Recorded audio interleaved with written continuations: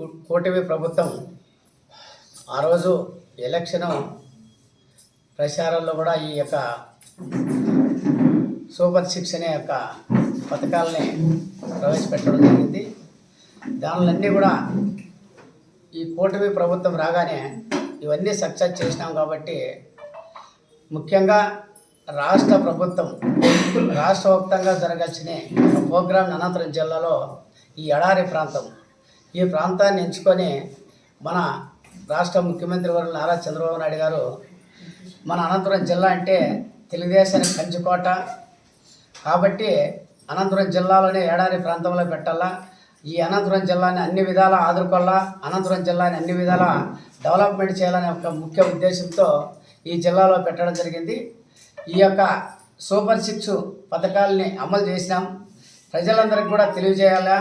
అదేవిధంగా అనంతపురం జిల్లాని కూడా అభివృద్ధి చేసే ముఖ్య ఉద్దేశంలో కూడా ఆయన కొన్ని చెప్పబోయే పథకాలు కూడా ఉన్నాయనే యొక్క ఆలోచన ఆయనలో ఉన్నది. కాబట్టి ఈ జిల్లాలో అన్ని విధాలు ఆదుకోవాలని, ఈ జిల్లా ప్రజలందరూ సుఖ సంతోషాలతో కూడా ఉండాలని ఇప్పటికే కొన్ని ప్రాజెక్టులు కూడా ఇక్కడి నుంచి నా చిత్తూరు జిల్లా కూడా మన వాటర్ ప్రాజెక్టు కూడా తీసుకోవడం జరిగింది. టోటల్గా కూడా ఇది ఎడారి ప్రాంతం కాబట్టి ఇక్కడి నుంచి ఏ స్కీము స్టార్ట్ అయినా కూడా మన అనంతపురం జిల్లా నుంచినే పోతున్నది. కాబట్టి అనంతపురం జిల్లాలోనే ఈ సూపర్ సిక్స్ పథకాన్ని ఈ యొక్క స్టేట్ ప్రోగ్రామ్ని అనంతపురం జిల్లాలో పెట్టి ప్రజలందరినీ కూడా ఒక సుఖ సంతోషాలుగా వాళ్ళందరూ ఒక సుఖ సంతోషాలు చూడాలని ఇక్కడ పెట్టడం జరిగింది.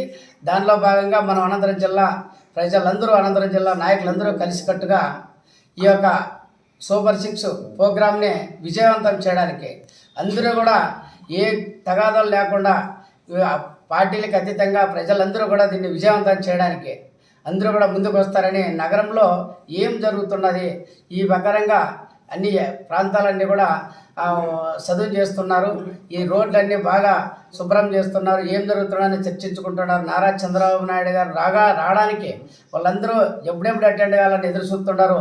దాంట్లో భాగంగా నాయకులు, కార్యకర్తలు అందరూ కూడా ఇన్వాల్వ్ అయ్యి ఈ ప్రోగ్రామ్ని బాగా సక్సెస్ చేసి మన అనంతపురం తెలుగుదేశం పార్టీకి మంచి పేరు ఉండే విధంగా మనందరూ కూడా కలిసికట్టుగా ముందుకు సాగుదామని చెప్పేసి తెలియజేస్తున్నాం.